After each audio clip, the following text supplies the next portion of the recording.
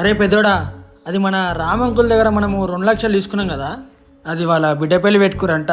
2 లక్షలు అడుగుతుండో. మన దగ్గరనేమో 1,00,000 రూపాయలు ఉన్నాయి. ఇంకా 1,00,000 రూపాయలు ఎడికెళ్తే వాళ్ళ మొత్తం టెన్షన్ అవుతుంది. ఏం అర్థమవుతలేదు నాకు. డాడీ నువ్వేం బాధపడకు డాడీ, మా ఆఫీస్లో సార్ని అడుగుతా. ఏమన్నా పైసలు సెట్ అయితే తీసుకొని ఇచ్చేద్దాం డాడీ.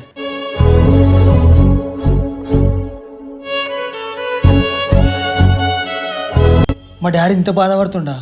నేను ఈ టైంలో కూడా మా డాడీకి హెల్ప్ కాకుంటే నేను బ్రతికి వేస్ట్. ఏదో ఒకటి చేసి మా ఫ్యామిలీ నేనే సేవ్ చేయాలి. ఎస్, నేనే సేవ్ చేస్తా. ఎట్లనే చేద్దాం తీయగా. డాడీ ఏమైందిరా? అది రామంకుల్కి 2 లక్షలు ఇవ్వాలని చెప్పినావు కదా, అయితే నువ్వు ఇస్తావా 2 లక్షలు? ఇప్పుడు మీ దగ్గర ఉన్న 1,00,000 రూపాయలు నాకు ఇరి. నేను దేని మీద పెట్టేసి రేపు పొద్దున వరకు మీకు 2 లక్షలు ఇచ్చేస్తా. రూపాయి పని చేయగానే 1,00,000 రూపాయలు కావాలరా మా యాక్చువల్గా నీకు? అరే పిచ్చి పడుతూ లోపల దిగి. నేనేమన్నా డాడీ, నీ అమ్మ నేను ఎప్పుడు హెల్ప్ చేద్దామని నన్ను ఎడతారు.